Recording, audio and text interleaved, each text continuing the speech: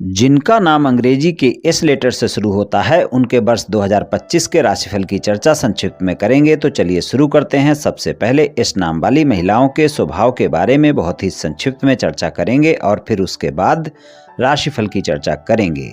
S नाम वाली महिलाएं अपने परिवार के लिए समर्पित होती हैं। जितनी मिलनसार होती हैं उतनी ही क्रोधी भी हो जाती हैं। छोटी छोटी बातों पर क्रोध कर लेती हैं, लेकिन क्रोध पर नियंत्रण करना इनको अच्छे से आता है। अपने रिश्ते में ज़्यादा झूठ बर्दाश्त नहीं करती, इस कारण कई बार इनका स्वभाव जिद्दी हो जाता है और फिर इनका स्वभाव शक्की भी हो जाता है। इनके जो दिल में होता है वही जुबान पर होता है। अपनी मर्जी से जीवन जीना पसंद करती हैं। इनकी स्वतंत्रता में कोई रोक टोक करे ये इनको बर्दाश्त नहीं होता है। जो लोग इनकी बातों और विचारों से सहमत नहीं होते उनसे ये बहुत जल्दी दूरी बना लेती हैं। बंधन में बंधकर रहना बिल्कुल पसंद नहीं होता है। दूसरों की सहायता करके खुश हो जाती हैं। अगर इनकी भावनाओं को थोड़ी भी ठेस पहुंची तो फिर सरलता से समझौता नहीं करती, क्योंकि थोड़ा सा क्रोधी स्वभाव जो इनका होता है। अपनी बात ऊपर रखने की कोशिश करती हैं। इन पर कई बार झूठे आरोप लगते रहते हैं।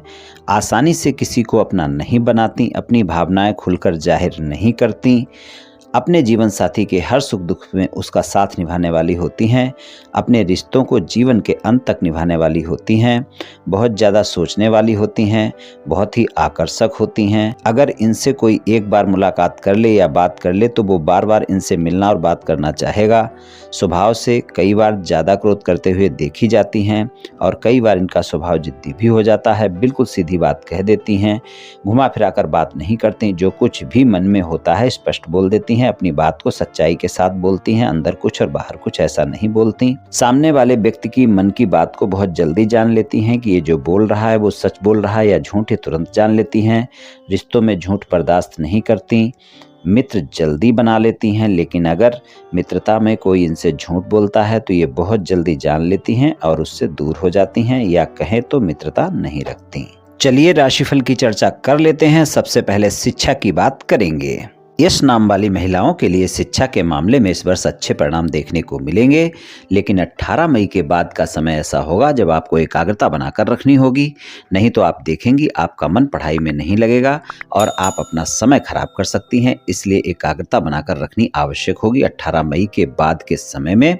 इस बात का ध्यान रखकर चलें। अगर आप शिक्षा में बेहतर प्रदर्शन चाहती हैं तो आपको शिक्षा पर पूरा ध्यान देना होगा, मेहनत ज़्यादा करनी होगी। हालांकि अगर आप थोड़ा सा भी ध्यान रख लेंगी, एकाग्रता बना लेंगी तो परिणाम आपको अच्छे मिल जाएंगे। और अगर आप विदेश में जाकर पढ़ाई करना चाहती हैं, विदेश जाकर पढ़ाई करने की इच्छा रखती हैं, तो इस वर्ष आपको विदेश में दाखिला मिल सकता है। शिक्षा के लिए अगर हम देखें तो 14 मई तक का समय सामान्य परिणाम दिखाएगा और 14 मई के बाद का समय अच्छे परिणाम दिखाएगा, लेकिन सिर्फ आपको एकाग्रता बनाकर रखनी होगी 18 मई के बाद के समय में। अगर आप कोई व्यापार, कारोबार या नौकरी कर रही हैं तो धन और आय के मामले में सामान्य परिणाम देखने को मिलेंगे। पूरा वर्ष आपका जो भी कार्य है, व्यापार है या नौकरी है, वहां से धन की प्राप्ति होती रहेगी, लेकिन खर्चों पर नियंत्रण रखना आवश्यक होगा। धन और आय के मामले में 14 मई के बाद का समय ज़्यादा बेहतर है और 14 मई तक के समय में भी सामान्य परिणाम मिलेंगे, लेकिन खर्चों की अधिकता पूरे वर्ष बनी रहेगी, इसलिए खर्चों पर नियंत्रण रखना आवश्यक होगा।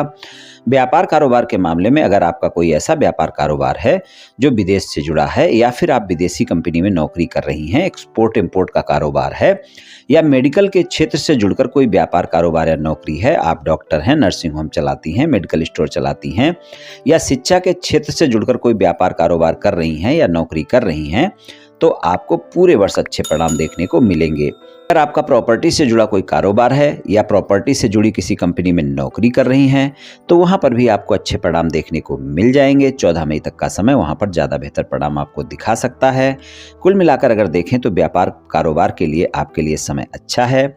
और अगर आप नौकरी कर रही हैं तो नौकरी में भी आपको अच्छे परिणाम देखने को मिलेंगे। और अगर आप नई नौकरी की तलाश में हैं तो आपको इस वर्ष नई नौकरी मिल सकती है। इस साल आप कोई नया कार्य कर सकती हैं और धन के लिए तो समय अच्छा रहेगा ही।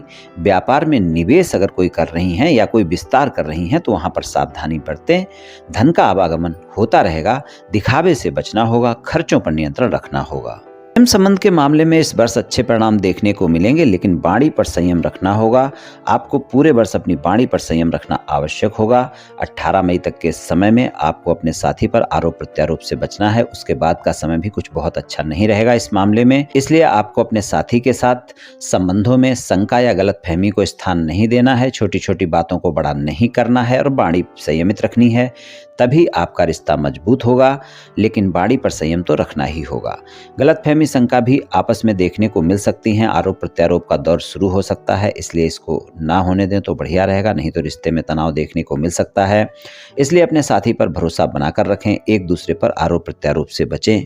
इस वर्ष आपको अपने साथी के साथ छोटी छोटी बातों को बड़ा बिल्कुल नहीं होने देना है, नहीं तो आप देखेंगे कि ज़्यादा वाद विवाद हो सकता है। और अगर आपके इस प्रेम संबंध में कोई वाद विवाद होता है तो आप उसे सुलझाने के लिए अपने साथी से खुद ही बात करें, किसी मित्र या तीसरे व्यक्ति को बीच में ना लाएं, नहीं तो आपके साथी के साथ आपके संबंध पूरी तरह खराब हो सकते हैं। अगर आप प्रेम संबंध में पहले से हैं तो इस वर्ष आप अपने प्रेम संबंध को विवाह संबंध में बदलने की बात सोच सकती हैं। प्रेम संबंध में पूरा वर्ष आपको अपनी वाणी पर संयम रखना होगा, लेकिन अपने साथी पर भरोसा भी रखना होगा। 14 मई के बाद के समय में प्रेम संबंध में बेहतर परिणाम मिलेंगे, लेकिन आपको ध्यान रखकर चलना होगा कि गलतफहमी और शंका को नहीं बढ़ने देना है। इस बात का ध्यान रखकर चलना है।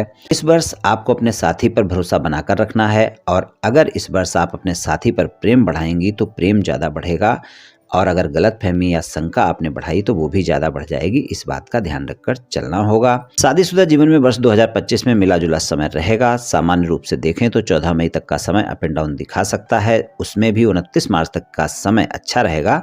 लेकिन अपने शादीशुदा जीवन में आपको अपने साथी पर भरोसा बनाकर रखना होगा, नहीं तो रिश्ते में तनाव देखने को मिल सकता है।